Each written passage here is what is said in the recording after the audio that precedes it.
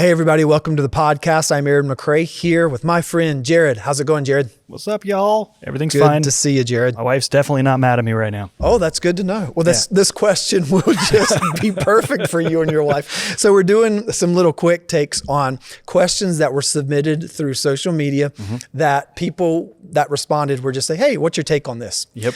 This one I read and got a bit of a kick out of it. Why don't you read this question for us, Jared? So your wife's name is Holly. My wife's name is Holly. Nurse Holly used to be? Yes. Well, she's still licensed, but Yes. she's just Yes. not at the moment. Do you and Holly see eye to eye on everything? I love that you can't even read it without laughing. I was the same way. Jared has been married for about 2.5 years. I've been married for 22.5 years. And so I just love this question.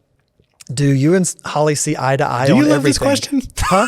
Do you love this question? I do love the question. And what I would love to know is, did you write it to number one? I didn't write it. I didn't write it. Or did a newlywed couple, or did somebody who's engaged? And I laugh at it because, do you see eye to eye on everything?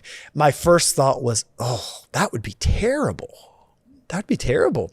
Parts of it would be nice, but parts of it would be terrible.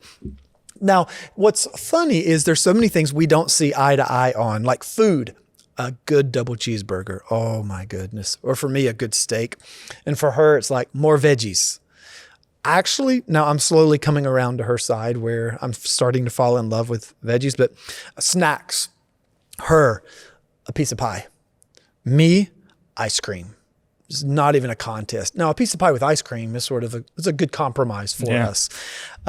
Do we see eye to eye on everything? Absolutely not. And I think that's part of the beauty of marriage. You know, now let me be honest. Some of the differences that were really attractive when we were dating can become really frustrating when you're married.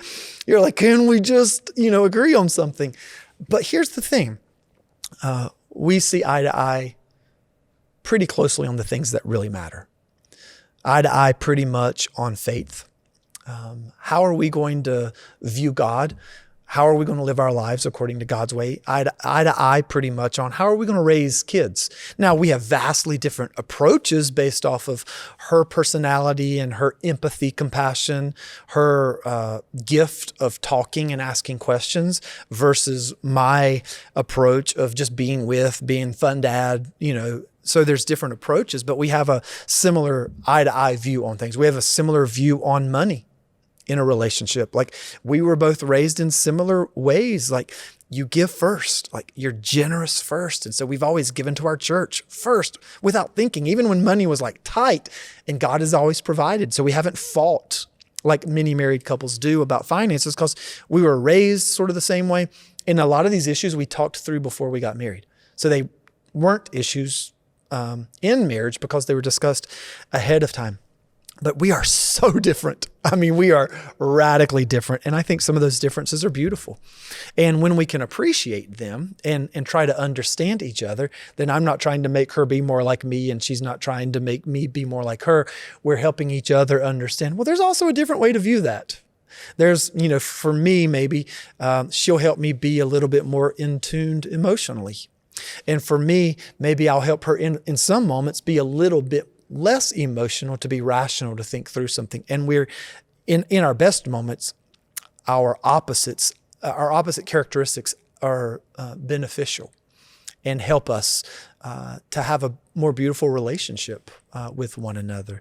But man, no, we definitely don't see eye to eye on everything. Maybe the older we get, the more we see a little bit more. I don't know. Like how some people start to look like their dogs eventually over time. Like maybe my wife and I will start to see eye to eye, but I'm only 22.5 years in. So talk to me at 30 or 40 years. If you're going to start to look more like your wife as you get older, you're going to have to start growing these out.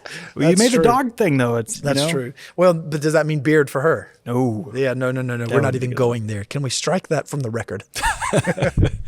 That's interesting. Yeah, it's weird. Jasmine's kind of the same. She's more on the, forgive me, darling, emotional side.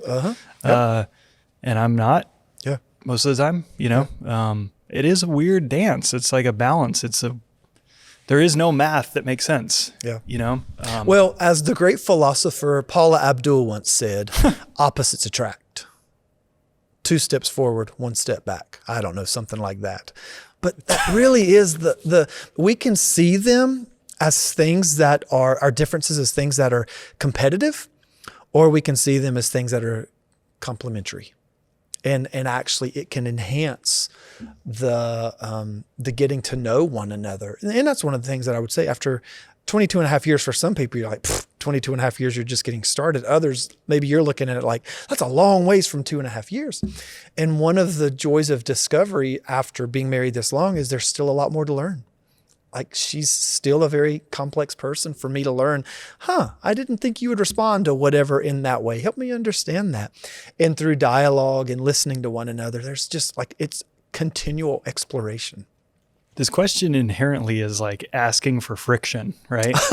Well, that's true. There's that part too. Yeah. Like somebody was like, tell me the dirt, you know? Yeah, exactly. Exactly. But what don't you see eye to eye on, and Right. just air your dirty laundry here? that was the question. It was disguised as something else. That's awesome. But that's awesome. if you were to, what do you think has created the most friction or tension in your 22 and a half years? Like if there's one big topic that somebody's approaching, because for me and Jasmine, so far it feels like finances, you know? Well, so here's an interesting one. I don't think until recently, we've given this a lot of thought. Now, in what I study, what I read, it seems to be everywhere. But family systems theory is something fascinating that every couple is going to have to, at some point, I think, if they really want to get healthy, think through. We're not just an individual who shows up in a marriage relationship and we're just one person. Like, we are a sum and a total of the home we were born into, the practices our family had, the way we related to one another, the way that we dealt with conflict or didn't deal with conflict, the way that we've had trauma or suffering and we've processed it or we've stuffed it. We're all of those things. So when we come into a marriage, like, it's not just me, it's my mom, it's my dad, it's my sister, it's my uncles, it's my aunts, it's my grandma. We're all coming as a family.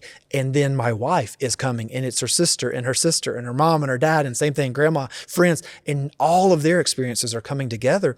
And it's real easy to look at my wife and say, hey, why are you acting like this? Or why are you reacting like this? But she has a family system. They've always done things a certain way. And it's not going to probably be the way I've always done things. And so there has to be understanding, everything, the totality of your experiences, your personality, all of those are coming into this moment. And if I see that as, why are you not responding like me? It's like, well, I'm shaped by all those things in my past. And I have to understand a little bit of that about myself, but then also about the other person, and to have some compassion and some empathy and learn to not just react, but to listen, to ask better questions. That's been really hard for me. Slow down. Don't assume. Don't react. Ask better questions. You know, for instance, in our home, like, tone is a big deal. And she'll say, that was really rude. Why did you say it like that? I'm like, I'm not mad. I'm not upset. Well, your tone sounds like it. And I'm like, no, it doesn't. And she's like, let me record you and you can hear yourself back. Yeah, no thanks. I'd rather not do that. And so in that moment, I have a choice. I can say, you don't understand my tone. Or I can say, maybe you're hearing something I don't hear. Now that's a lot harder to say.